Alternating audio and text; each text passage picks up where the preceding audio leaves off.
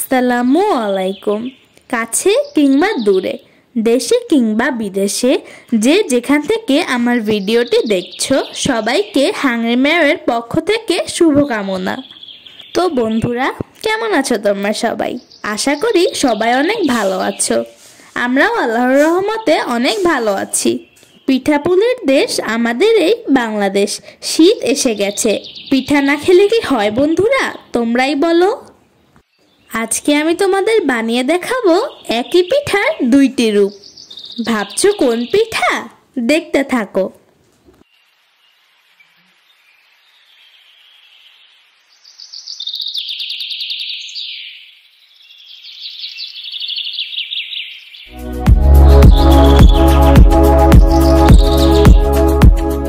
তো বন্ধুরা, পিঠা তৈরির জন্য আমি মাঠে নেমে গেছি।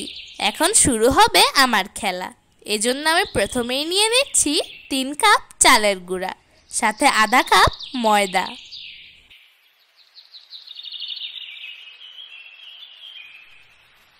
দিয়ে দিচ্ছি স্বাদ মতো লবণ।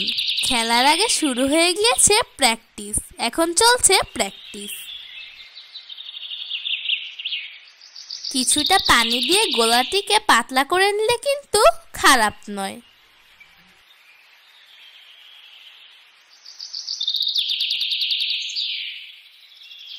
পিঠা তো আর এমনি এমনি খাওয়া যাবে না, তার সাথে লাগবে মজাদার কিছু।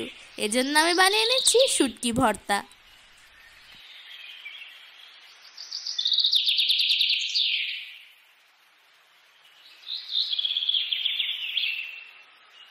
ভর্তা বানাতে এসে মনে পড়ে গেল কবিতার সেই লাইন, ভর্তার বাটিতে সুর তুলি, মাটির গন্ধে মন ভুলি, ঝাল নুন আর মিষ্টি ভরা, ভর্তা যেন হৃদয় ছোঁয়া।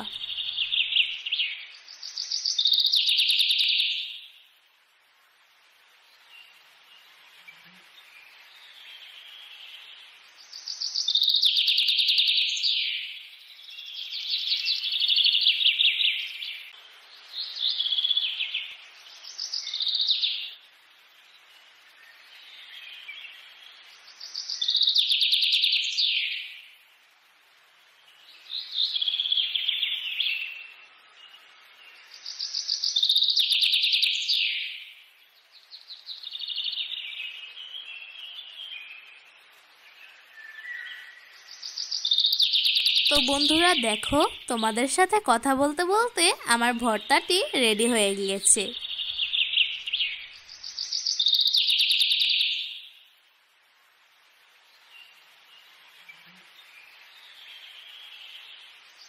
আর এদিকে চুলায় বসিয়ে দিয়েছি দুধ আর গুড়ের রস।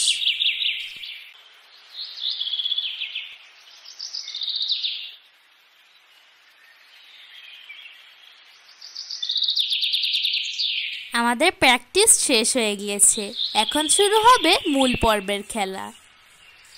খেলোয়াড়রা যার যার সীমানায় এখন দাঁড়িয়ে যাচ্ছে।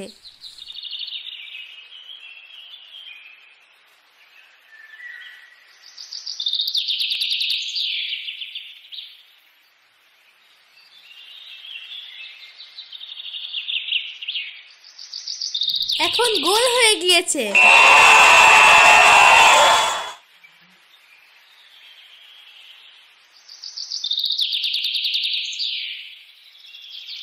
বন্ধুরা, যদি আমার ভিডিওটি কারোর এতটুকু ভালো লেগে থাকে তো প্লিজ লাইক, কমেন্ট, শেয়ার এবং সাবস্ক্রাইব করে দিও।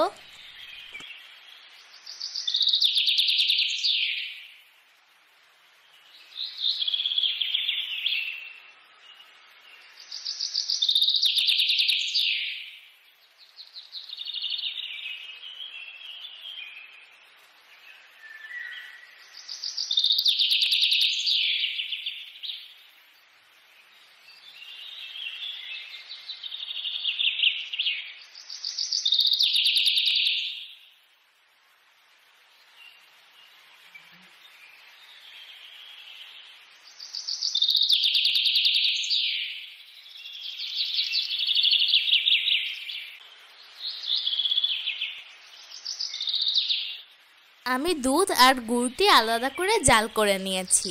কারণ অনেক সময় গুড়ের ভিতর দুধ দিলে দুধটা জমে যায়।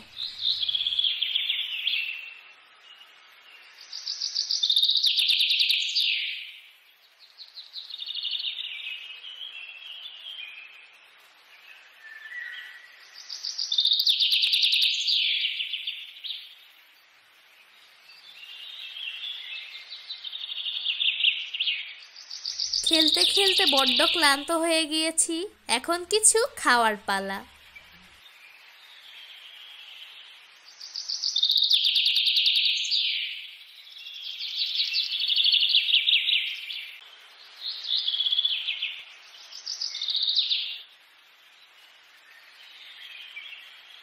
দেখো বন্ধুরা, পিঠাগুলো কতটা সুন্দর হয়েছে।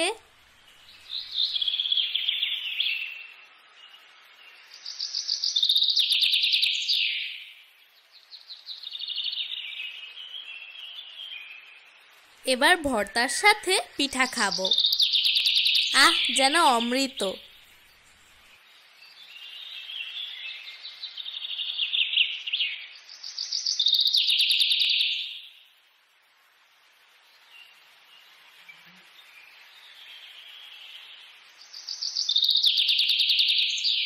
আর এখানে রয়েছে আমাদের দুধ চিতই পিঠা।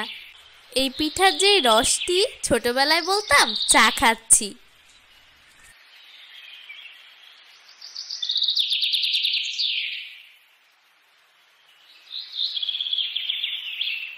দেখো ভিতরটা কত সুন্দর হয়েছে। তো সবাইকে পিঠা খাওয়ার দাওয়াত দিয়ে আজকের মতো আসি। আসসালামু আলাইকুম।